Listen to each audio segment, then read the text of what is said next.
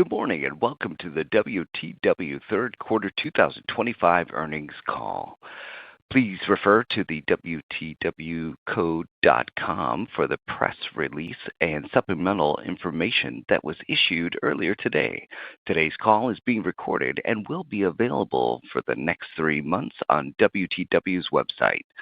Some of the comments in today's call may constitute forward-looking statements within the meaning of the Private Securities Reform Act of 1995. These forward-looking statements are subject to risks and uncertainties. Actual results may differ materially from those discussed today, and the company undertakes no obligation to update these statements unless required by law.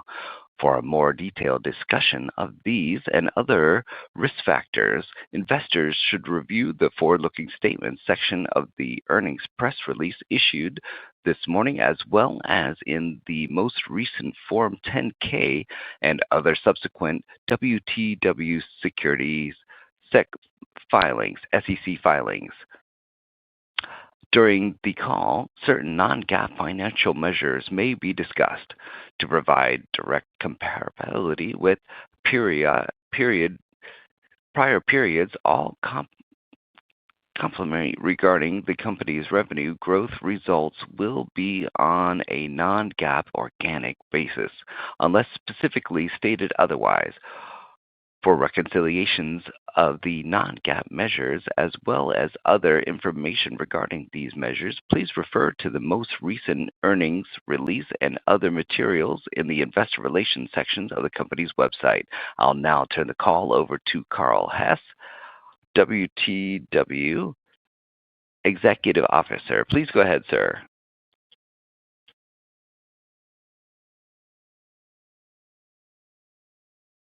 Carl Hess, you may begin.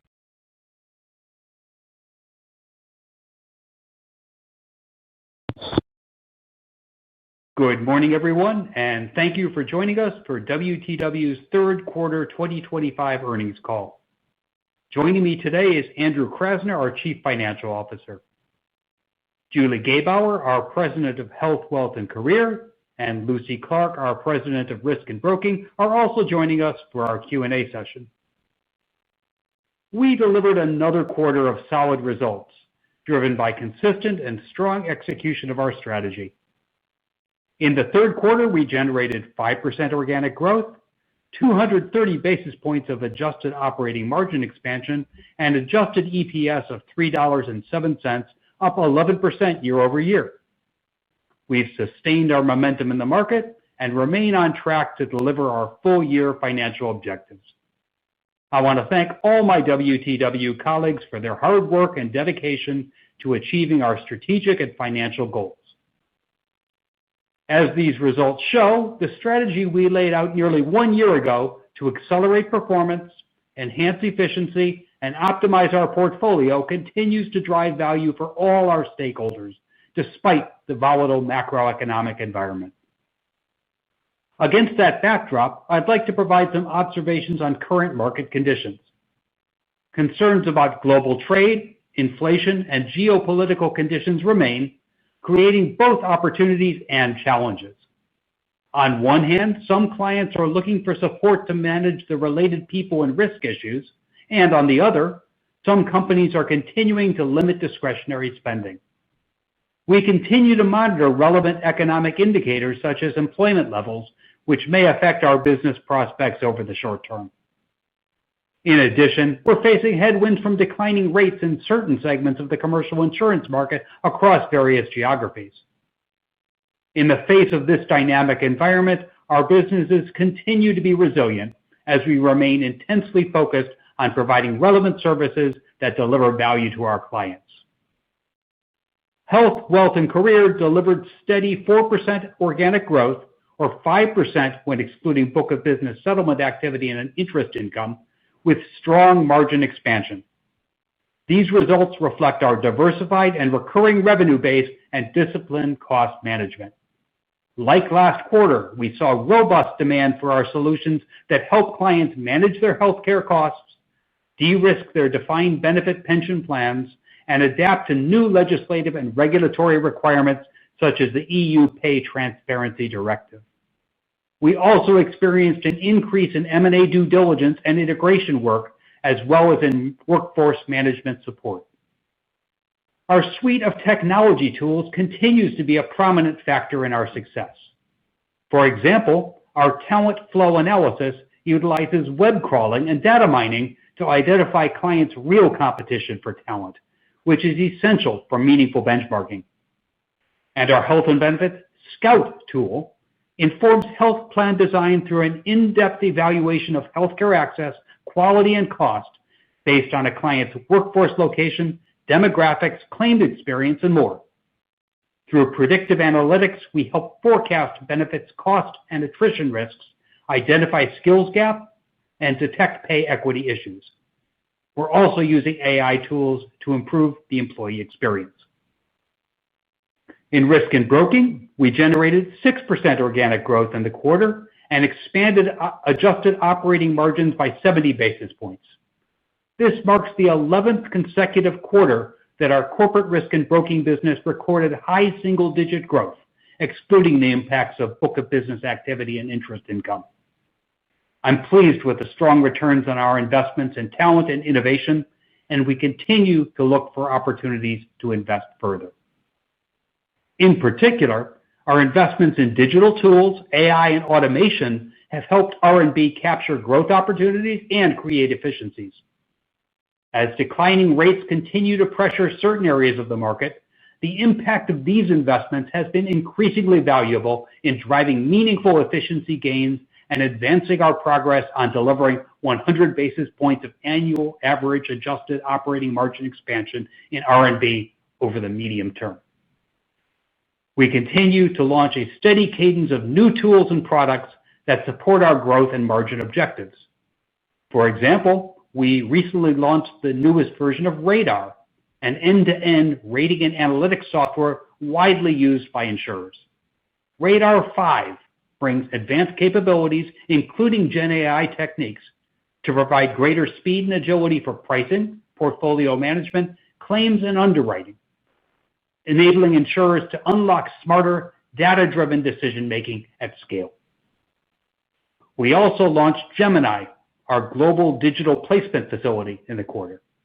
This innovative solution provides efficient access to additional insurance capacity, addresses the increasing complexity of risk and market volatility, offers competitive pricing to clients at a guaranteed discount, and is backed by A+ rated Lloyd's syndicates. Now I'll turn to some of our new business wins in the quarter. In wealth and career, our customer-centric solutions, differentiated technology, and focus on making smart connections continue to drive growth across all our businesses. In a notable example, we unseated the long-time incumbent providing global actuarial work for a Fortune 250 engineering company, not only because of consistent actuarial expertise and tools across our global network, but also because of the innovative ideas we brought them to better manage pension risks around the world and to address retirement readiness for their workforce. In a win featuring smart connections across HWC, we were selected to support the planned spin-off of a global Fortune 50 company with overall program management, communication and change management, and the implementation and administration of a new U.S. health plan. We won this business, which encompasses 40,000 employees, after building a strong reputation as a trusted partner to the parent organization. Another innovative HWC win involves the extension of our Embark employee experience portal to potential new hires of a health system to showcase their total rewards and culture with the aim of boosting new hire acceptance rates.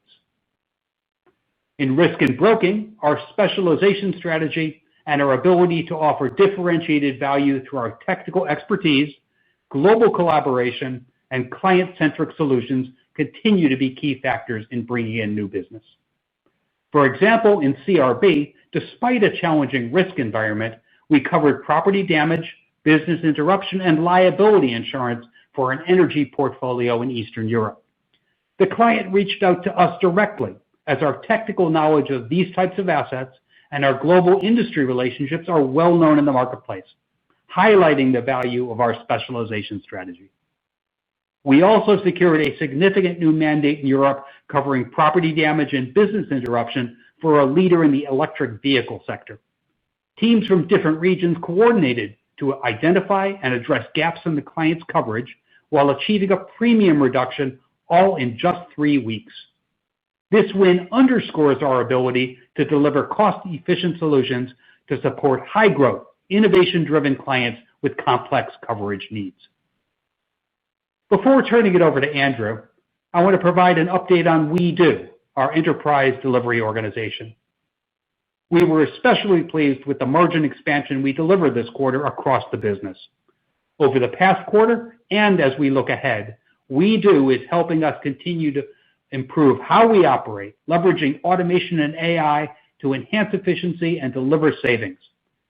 Our approach combines generative and analytical technologies to identify opportunities, design more efficient solutions, and automate processes. With WeDo-backed automation projects, we've streamlined billing, collections, and payment to drive stronger margins and free cash flow, which were reflected in our results this quarter. Overall, I'm pleased with how we performed this quarter. We delivered solid financial results in line with our expectations, with mid-single-digit organic growth and meaningful margin expansion across both segments. We have good momentum across the business, giving us added confidence in our ability to deliver on our 2025 targets. And now I'll pass it on to Andrew for a more detailed discussion of the financials. Thanks, Carl. Good morning, and thanks everyone for joining us today. In the third quarter, we delivered solid organic revenue growth of 5% and expanded adjusted operating margin by 230 basis points year-over-year to 20.4%, or 120 basis points of year-over-year improvement when excluding Transact. Adjusted diluted earnings per share were $3.07, which is an increase of approximately 11% over the prior year. As a reminder, we completed the divestiture of Transact on December 31st, 2024, and for the full year 2025, this will create a headwind to adjusted diluted earnings per share of $1.14. As Carl discussed, our solid third quarter results reflect the strong foundation we've built and the benefits of our investments in talent and technology. Our strategy is resonating with clients and colleagues, and our businesses remain highly resilient despite the macro uncertainty. We remain firmly focused on our strategic objectives and the financial framework outlined at Investor Day to create long-term shareholder value. Turning to our segment results, Health, Wealth, and Career revenue grew 4% compared to the third quarter of last year. Excluding the impact of book of business settlement activity and interest income, growth was 5%. Our results for the third quarter are in line with our expectations, and we remain on track to deliver mid-single-digit growth and margin expansion for HWC in 2025. As a reminder, the vast majority of HWC's business is recurring, with only a small portion being more economically sensitive and discretionary. Our health business achieved strong growth of 7% this quarter, or 8% growth excluding the impact of book of business settlement activity and interest income. This growth was primarily driven by double-digit increases in international and solid performance in North America. Results in international were driven by new global benefits management and local appointments, successful renewals, healthcare inflation, and market expansion. In North America, focused sales efforts generated growth across all market segments. In Europe, growth was offset by a significant book of business sale in the prior year third quarter. Excluding the impact of interest income and book of business settlement activity, health has grown 8% year-to-date. We continue to expect strong demand across the global business, driven by healthcare inflation and employers' continued focus on managing costs while maintaining competitive employee benefits. With a healthy pipeline for the remainder of the year, we continue to expect high single-digit growth for the full year, even with a high double-digit growth rate in the fourth quarter of last year. Wealth had revenue growth of 5% in the third quarter, primarily from strong levels of retirement work in Great Britain and North America. Demand for our core defined benefit work, including financial forecasting, compliance support, and data projects, remained strong. We also saw growth in project work to support pension de-risking, surplus utilization, and workforce restructuring. Our investments business delivered growth primarily from new products and client wins. We continue to expect low single-digit growth in the wealth business for the year. Career growth was 2% in the third quarter, with solid growth in Europe driven by strong demand for EU pay transparency support and employee communication projects. While compensation benchmarking survey work increased across all regions, a change in the survey delivery pattern limited growth this quarter when compared to the same period last year. We are confident revenue growth will increase meaningfully in the fourth quarter due to this change in the pattern, combined with the continued demand for advisory work related to the EU Pay Transparency Directive that goes into effect mid-2026. We continue to expect Career to grow low to mid-single digits in 2025. Over the long term, we expect mid-single-digit growth based on our track record and continued focus on product and technology offerings alongside recurring services. Benefits Delivery and Outsourcing, or BD&O, grew 2% versus last year's third quarter, driven by growth in outsourcing due to increased project and core administration work in Europe, which was partially offset by lower commission revenue in Individual Marketplace, our B2B2C Medicare exchange business. Keep in mind that our Medicare exchange generates about 80% of its revenue in the fourth quarter due to the timing of the Medicare enrollment period. In combination with the timing of new business, BD&O overall generates nearly half of its revenue in the fourth quarter. Accordingly, we forecast BD&O growth to be strongest in the fourth quarter of the year, reflecting the expected timing of commissions, new client implementations, and new projects to support regulatory changes. We continue to expect BD&O to grow at mid-single digits for the year.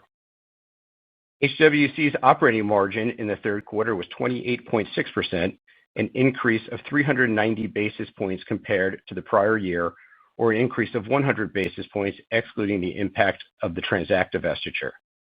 This result demonstrates our ability to consistently deliver incremental margin expansion regardless of cyclical macro conditions and supports our strong track record of margin expansion in HWC. Let me move on to Risk and Broking, which had revenue growth of 6%, underscoring the continued momentum in the business. Our specialization strategy and our investments in talent, data, and technology continue to drive sustainable growth. Corporate Risk and Broking grew 6%, or 7% when excluding both book of business activity and interest income. This was on top of the 10% growth rate achieved in the prior year comparable quarter. As Carl mentioned, this is the 11th consecutive quarter of high single-digit growth when excluding both book of business activity and interest income. CRB's growth this quarter was primarily driven by our global specialization strategy, which continued to support expansion amid the more challenging rate environment. Of note, we generated significant new business across a number of markets this quarter, as well as project revenue recognized in our global specialty businesses, with notable contributions from construction, surety, and credit risk solutions. This illustrates that our commitment to global specialization continues to generate value for clients and drive growth. From a macro perspective, and relative to last quarter, we are seeing a more challenging growth environment as market rates continue to soften across various lines. Nonetheless, our specialization strategy is resonating in the market, and we are pleased by the results we are seeing from our global specialty businesses. We continue to expect mid to high single-digit growth in CRB for 2025. While industry-wide pricing pressure is making high single-digit growth harder, we believe it is still attainable. In our insurance consulting and technology business, revenue was flat versus last year's third quarter when ICT delivered 7% growth. Our combined approach of consulting and technology continues to add value. However, trends we highlighted last quarter persist as the consulting environment has remained weak and clients continue to demonstrate caution before making large, multi-year technology implementation decisions. While we are encouraged by our pipeline on the technology sales side, we do not expect to see a meaningful pickup in consulting activity in the fourth quarter. For the full year, we continue to expect low to mid-single-digit growth. Turning back to R&B's results overall, we are pleased with our momentum year to date, which gives us confidence in our ability to deliver mid to high single-digit growth for the full year. As I mentioned a moment ago, although the path to achieving high single-digit growth is more challenging given the current pricing environment, we believe it is still possible. R&B's operating margin was 18.8% for the third quarter, a 70 basis point improvement over the prior year, or a 100 basis point improvement when excluding the impact of foreign exchange rates. This was primarily driven by operating leverage from strong organic growth performance coupled with continued expense discipline. Foreign exchange rates were a headwind of 30 basis points to R&B's operating margin in the third quarter due to weakening U.S. dollar, but we expect the full-year foreign exchange impact to be slightly more modest.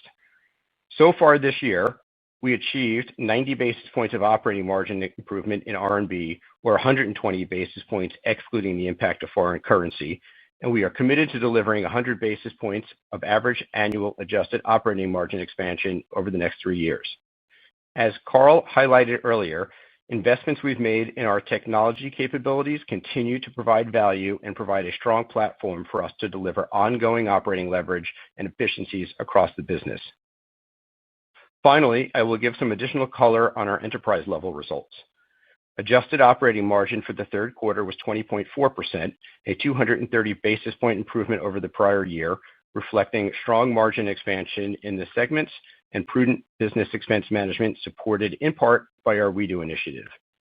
This result includes a 110 basis point tailwind from the Transact divestiture.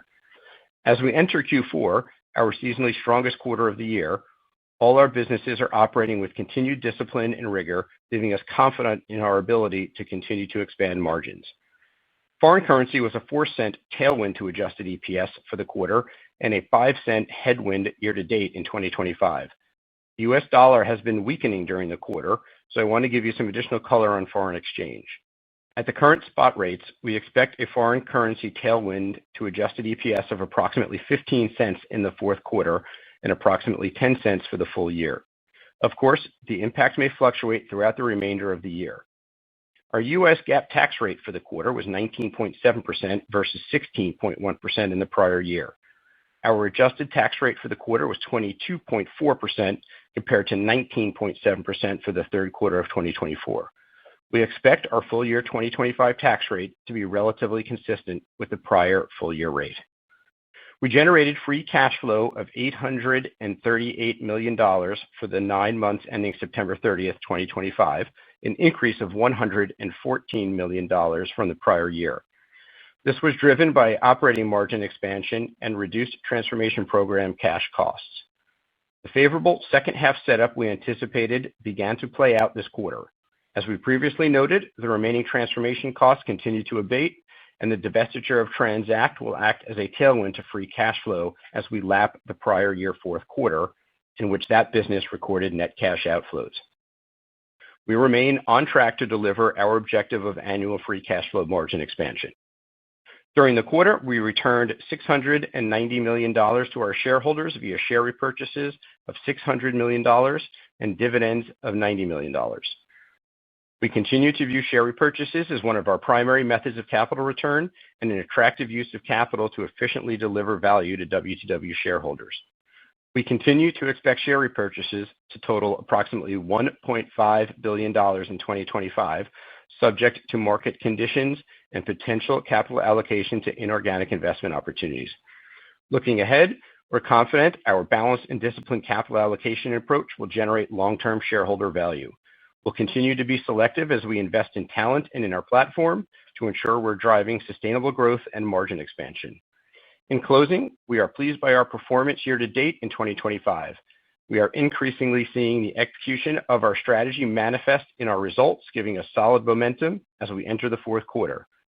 We remain confident in delivering on our 2025 financial objectives of mid-single-digit organic growth, adjusted operating margin expansion, adjusted EPS growth, and ongoing improvement in free cash flow margin. With that, let's open it up for Q&A.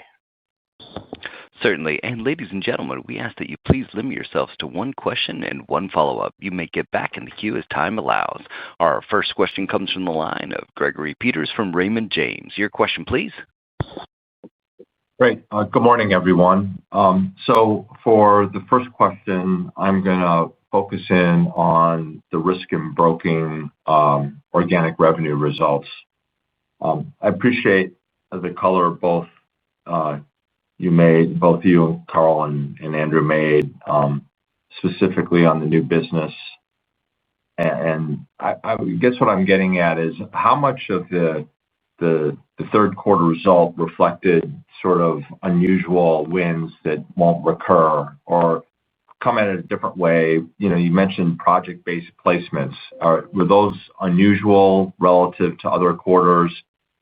And maybe you can just build on that by line of business. Is there something nuanced or geographies that's driving what I would characterize as a better than market result? Hey, good morning, Greg. Thanks for the question. We were really pleased with the 6% growth we achieved for the R&B segment. That was on top of a 10% for a solid result in Q3 of 2024. CRB delivered 6% organic, or 7% when you exclude both book of business activity and fiduciary income. I think our specialization strategy and our investments in talent, data, and technology continue to drive sustainable growth. Lucy, can you give us some color commentary on that? Yeah, sure, Carl. Hi, Greg. Let me just start by reiterating we had another good quarter overall. Within CRB, we've generated strong new business in all of our global markets and across almost every single specialty line. We saw particularly meaningful contributions from construction, M&A, surety, credit risk solutions, and remain committed to delivering mid-single-digit to high single-digit growth in R&B for the year. As you know, of course, our clients are benefiting from an improving rate environment, which can translate to a revenue headwind for us. Naturally, this industry-wide dynamic will make the path to high single-digit growth for the year more challenging, but not out of reach. In terms of the project-based placements, it's just important to keep in mind that the nature of our work in specialty is always a combination of recurring and one-off work. So, as we noted in those prepared remarks, we did see increased contributions from placements for multi-year projects undertaken by some of our clients. Normal part of growth in our specialty businesses, particularly in construction, M&A, surety, and natural resources. That specialization approach has been a key driver of growth for us in R&B, and we expect that to continue. Thanks, Greg. Thanks for that answer. I'm going to follow up just because it's important. I know part of your expectation going forward is to expand your margins in risk and broking each year, and both Andrew and Lucy now have previewed that it's becoming more difficult to get to the higher end of your organic revenue results in risk and broking. Should we be worried that if we go from mid-single digit to high single digit just to mid-single digit, that there might be some pressure on your ability to generate that 100 basis points of margin improvement in the next 2 years? Hey, Greg, it's Andrew. I'll take that one. So we did see a strong margin improvement in the R&B segment of 70 basis points or 100 basis points, excluding the impact of foreign currency. So year to date, 90 basis points of operating improvement, or 120 basis points excluding the impact of foreign currency. We're not going to sort of guide to a specific number for the full year, but we do remain absolutely committed to what we laid out at Investor Day of the 100 basis points on average over the next 3 years per year. And we feel like we're on track to achieve that. It's really driven by some of the investments in technology that we've made, really looking at process improvement, things of that nature that's really going to help drive those efficiencies. So I think despite the top line, we feel like we have the appropriate tools and levers to be able to get there. Thank you. And our next question comes from the line of Elyse Greenspan from Wells Fargo. Your question, please. Hi, thanks. Good morning. My first question was on free cash flow. If you can just provide more expectations for the year and the fourth quarter. I think in your prepared remarks, you commented about how the favorable second half began to play out this quarter. I just was hoping to get more comments there. Yeah, perfect. Thanks, Elyse.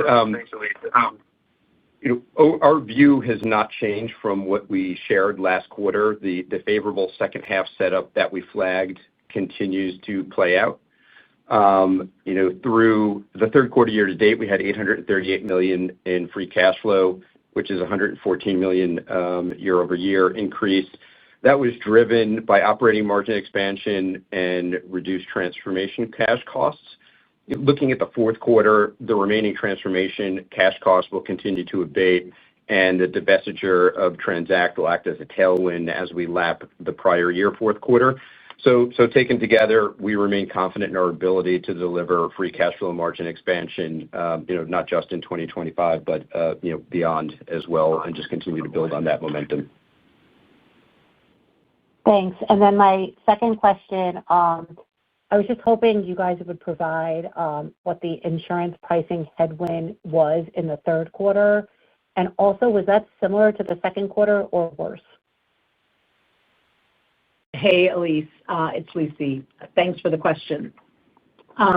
So sure, pricing pressure has continued in certain areas of the market, and it's becoming more meaningful as we make progress through the year. From our perspective, property is the most impacted class, particularly in the large and complex segment. But most lines are showing softening other than, of course, North American casualty, where pricing continues to rise. Important to remember that these pricing improvements follow 5 years of pricing increases. So many of the markets still see these levels as rate adequate, and it's a welcome relief for our clients. So we're still expecting mid to high single-digit organic revenue growth in risk and broking for the year, in spite of any of the pricing developments. Thank you. And our next question comes from the line of Rob Cox from Goldman Sachs. Your question, please. Hey, thanks. Good morning. Just the first question on HWC margins. I think if we exclude the impact of Transact, the margins improved 100 basis points, as you all mentioned. If we do that in the first half of 2025, I think the margins contracted. So I was just curious sort of what changed in the quarter and how you guys are thinking about margin expansion, excluding Transact in the fourth quarter and beyond. Yeah, sure. I mean, as we laid out in Investor Day, we're committed to incremental margin improvement across that sector over the long term. Over the full year here, we'll have some tailwinds, right, from the divestiture of Transact. But everything is playing out exactly as we expected. And maybe, Julie, you want to comment on some of the drivers of sort of how we're going to sustain that performance going forward? I would. Excuse me, I would, Andrew. But first, I want to highlight that so far this year, excluding the Transact divestiture, we added 40 basis points of margin in Q1, 20 basis points in Q2, and now 100 basis points in Q3. As you mentioned, in line with our commitment to build on our strong track record. We've been able to do this consistently over a lot of years for a few reasons. And at the foundation of this performance is the way that we focused our portfolio. We've got businesses where we can not only differentiate, but also scale and generate leverage. And then on top of that, we have a really clear view of our top line and a firm command of our cost structure. We take a very disciplined approach to resource management. And then finally, we still see opportunities with process optimization, automation, and right shoring to add to margin. So while we take pride in what we like to say are our industry-leading margins in HWC, we are very confident in our ability to build on that. Great. Thank you. And then I just wanted to follow up on the BD&O business. Sounds like the guidance is being maintained for mid-single-digit organic growth for the full year. Just looking at what you guys have done year to date, it looks like you might need something like high single digits organic in the fourth quarter. Could you tell us what gives you confidence on the improvement there? Yeah, Rob, I'll take that. I'm going to start with a reminder that BD&O overall generates nearly half of its revenue in the fourth quarter. And in addition to typically our new outsourcing clients going live in next quarter, about a third of our revenue in this business comes from our individual marketplace business. And in that business, we generate about 80% of our revenue in the fourth quarter, as Andrew mentioned, during open enrollment that happens from October until early December. And given the new clients that we've added, our expectations for Medicare retirees to review and switch coverage during that enrollment period, we expect to see increases in commissions and fees and solid growth in the quarter ahead. So overall, we expect mid-single-digit growth for the full year and over the longer term. Thank you. And our next question comes from the line of Michael Zaremski from BMO. Your question, please. Thanks. Good morning. Looking at the interest income levels, very healthy, better than expected. Is that the run rate or any one-timers we should be considering?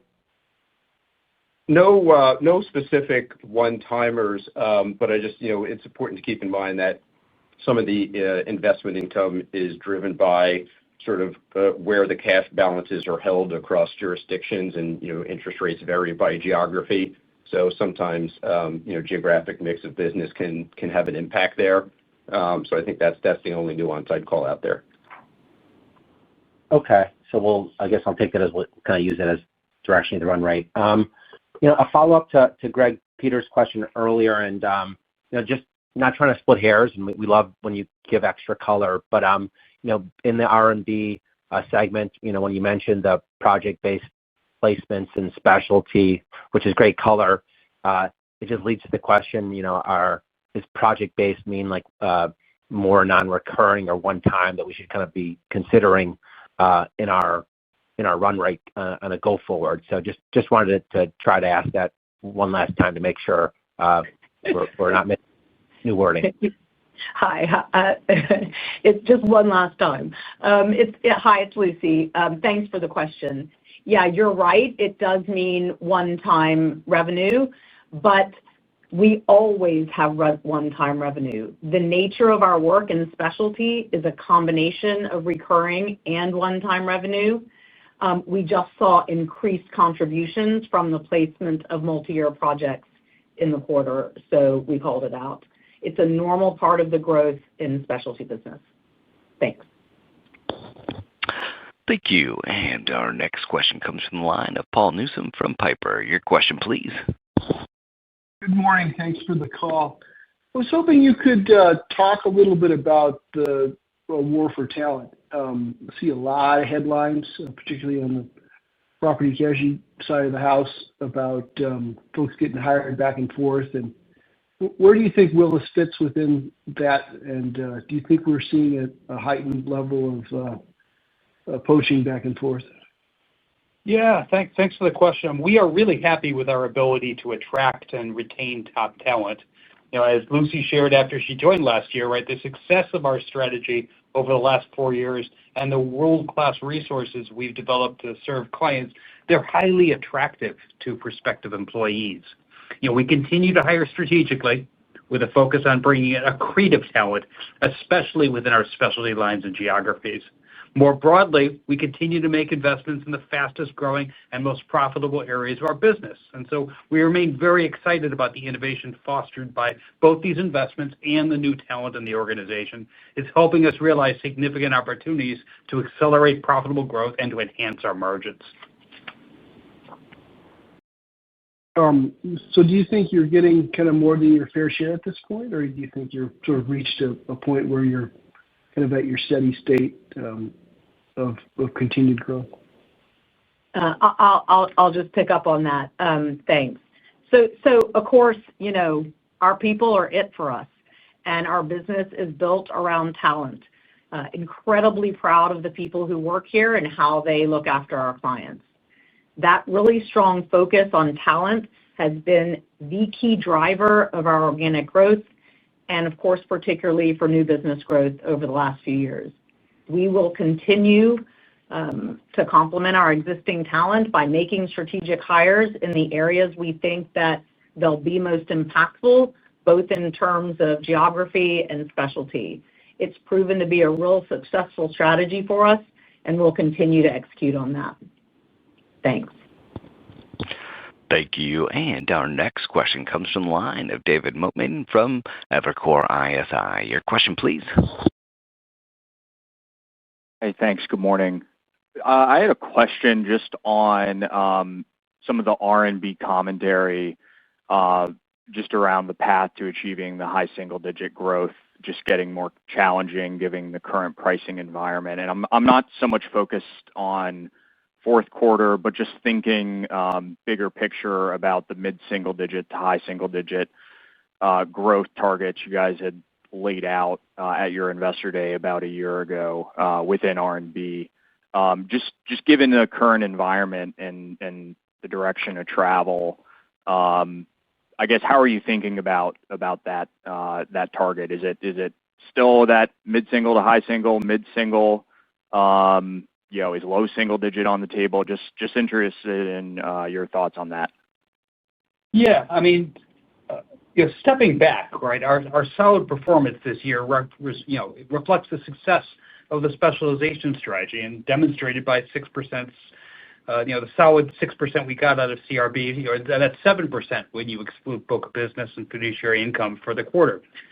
Given our performance year to date, we remain committed to mid to high single-digit growth in R&B for the year. But as we've said, right, we acknowledge that high single digit is a bit more challenging now with the current environment. Yeah, let me just add to that. Thanks, Carl. So we've made the comment about where we expect 25 to end up, and obviously we're not going to comment on 26 until next quarter. But we still have plenty of room to grow across risk and broking. We expect client demand and the attractiveness of the specialty structure to continue to generate growth rates that continue to lead the market. So we see a lot to be optimistic about, but we'll talk about 26 next quarter. Got it. Okay, thank you. And then just following up,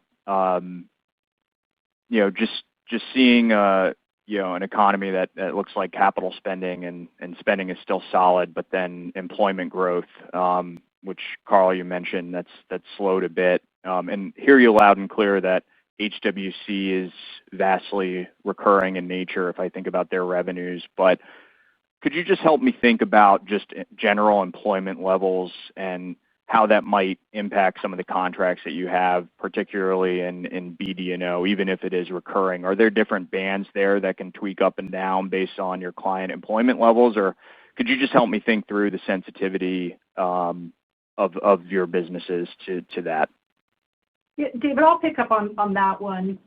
Look, overall, we haven't seen softening employment impact our revenue overall. And I can tell you that even with a softening employment landscape, we expect to deliver mid-single-digit revenue growth in HWC this year. And while it's worth noting that employee turnover has dropped across industry, there is still high competition for certain jobs and skills. We do these talent intelligence reports that found that organizations are investing heavily in technology talent, data roles, customer service jobs, and then balancing that alongside other external factors like things I've mentioned before, have been mentioned before, healthcare inflation, healthy pension funded status, new legislation where our clients need support. We believe that overall environment is generally favorable for our HWC services, and that includes BD&O that you specifically mentioned. Thank you. And our next question comes from the line of Mark Hughes from Truist. Your question, please. Yeah, thank you very much. Good morning. In the health business, I talked about the strong pipeline. How much of that do you think is you're taking share versus there's just a lot of movement, a lot of folks looking for solutions given healthcare inflation? Yeah. Good morning, Mark. Thanks for the question. Just to take this one step back, right?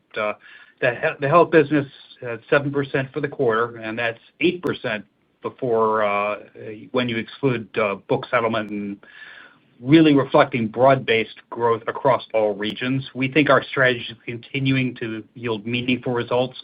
This is the sixth consecutive quarter of growth in the high single digits range. Our expectation is that demand is going to remain solid for the rest of the year, driven by a very solid pipeline and supportive external trends. Though we do recognize we have a strong comp in Q4, we continue to expect to deliver high single-digit growth for the full year. Maybe if Julie could give a bit more commentary about what we're seeing in health. Yeah, sure, Carl. And Mark, to pick up on your point, I'll start with the external environment. Healthcare inflation is still front and center for a lot of organizations due to the higher costs that are driven by things like increased utilization, technological advances, prescription drug cost increases, and the list goes on. In fact, we've done some recent research that shows that 73% of companies, 73% are feeling more cost pressure in this area than at any point in the last 10 years. So it isn't a surprise that they're turning to us for help in managing these costs, whether that's to take health plans out for competitive bids or considering more significant changes. So this environment has been favorable, and we've been successful with focused sales efforts and a strong service, and that has generated strong retention, new business, and good results for some of our solutions like global benefits management and our middle market offerings. And so our pipeline is strong, and to repeat what Carl said, we are confident in delivering high single-digit growth for the full year.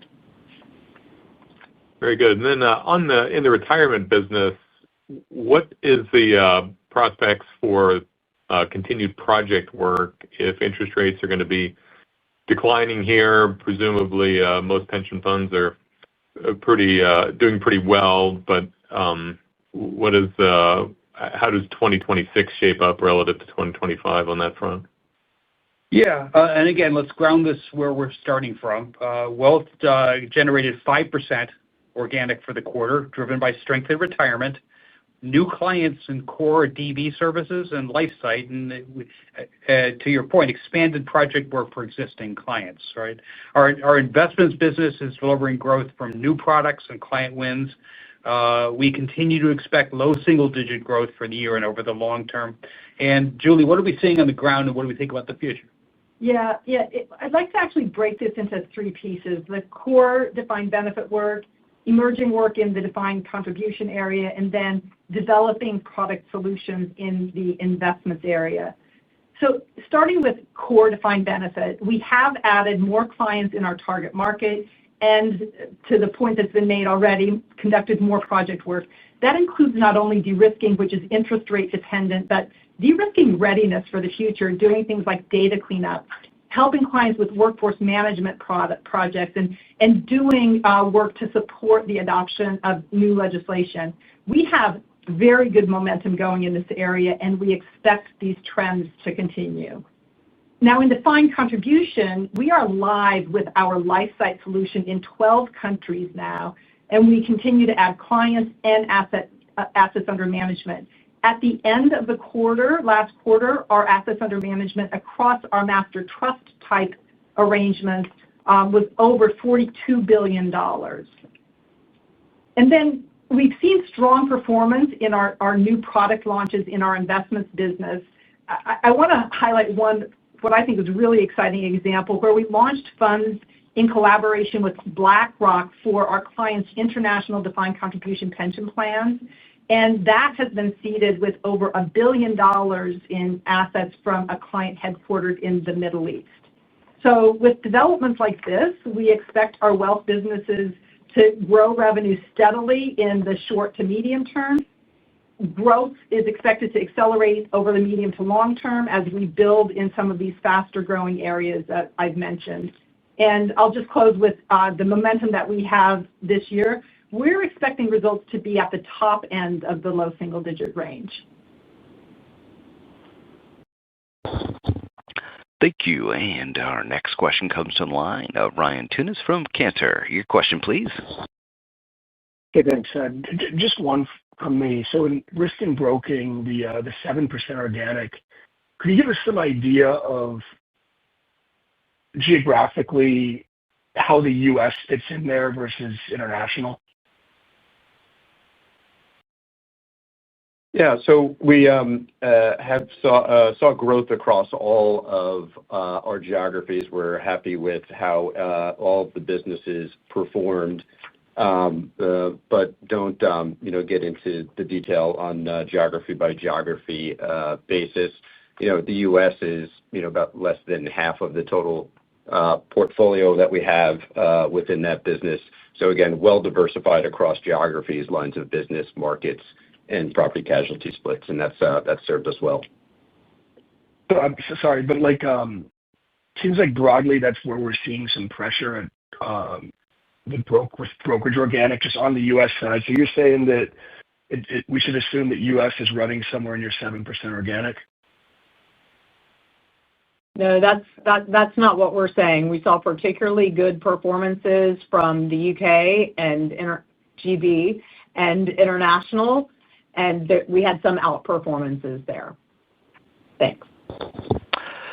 Thank you. And our next question comes from the line of Mark Marcon from Robert W. Baird. Your question, please. Hey, good morning, and thanks for taking my questions. One for Julie and one for Lucy. Julie, just with regards to the health insurance pressures that employers are facing, typically when we go through these time periods, how long do you see elevated levels of continued requirements for help from your clients? It seems to me like it would be a multi-year process to try to optimize benefit plans and things of that nature. But I'm wondering what your perspective is on that. And then for Lucy, obviously we all know that we're going into a softer cycle. How would you characterize this softer cycle relative to others? And to what extent does that impact your ability to gain new clients from competitors? Thank you. Mark, thank you. On the healthcare front, you're right that this is typically a multi-year phenomenon where we have higher healthcare inflation around the world. We're already looking out at estimates for 2026, and it is still expected to be high. Lucy, you want to comment on? I would love to, Julie. Thank you. Yeah, thanks, Mark, for the question. So how would I characterize this soft cycle compared to other soft cycles? I guess I would just make the note that we are talking about it being a softer cycle, but it's important to remember where we've come from. We had 5 years of rating increase, and so where we are is softer, but it is still considered rate adequate by most carriers. And in terms of how does it affect our ability to attract clients, well, I mean, clients aren't only looking for the lowest price. They will get better pricing from brokers across the board, but we think that the biggest thing we have to offer clients is the differentiation in our specialization strategy. Thanks. Thank you. And our next question comes from the line of Meyer Shields from KBW. Your question, please. Great, thanks. 2 quick ones, hopefully. And I apologize if this has been covered before. But given the fact that you've done $1.3 billion of repurchases year to date, and fourth quarter is the strongest free cash flow quarter, why is $1.5 billion the right number for 2025 repurchases? Shouldn't it be higher? Yeah, sure. So, as we mentioned in the prepared remarks, we're still targeting $1.5 billion, and subject to market conditions and of course potential capital allocation to organic or inorganic investment opportunities. In terms of timing and potential upside, we continuously monitor our cash levels and market conditions to take advantage of opportunities to accelerate repurchases. And we'll lean in if the opportunity presents itself, and we think it's a prudent thing to do. As we always have, we evaluate all of our options for capital allocation, which does include share buybacks, internal investment, and carefully consider strategic M&A to make sure that we're maximizing value creation for our shareholders. Okay, that's fair. Second question, with the survey-related result or revenues that are being deferred to the fourth quarter, were the associated expenses still booked in the third quarter? Yes. The simple answer to that question. We expect some revenue to bleed over into Q4 related to that sort of temporary shift in timing. Thank you. This does conclude the question and answer session of today's program. I'd like to hand the program back to Carl Hess for any further remarks. Thanks, everyone, for participating today. Before we wrap up, I'd like to acknowledge the destruction caused by Hurricane Melissa and express our deepest sympathy to all those affected. For our clients and business partners in the areas impacted, our thoughts are with you, and we'll continue to lend our support through this difficult time. Thank you all for joining us this morning. I do want to thank once again all our WTW colleagues again for their hard work and dedication, and thank you to our shareholders for their continued support of our efforts. Have a great day. Thank you, ladies and gentlemen, for your participation in today's conference. This does conclude the program. You may now disconnect. Good day.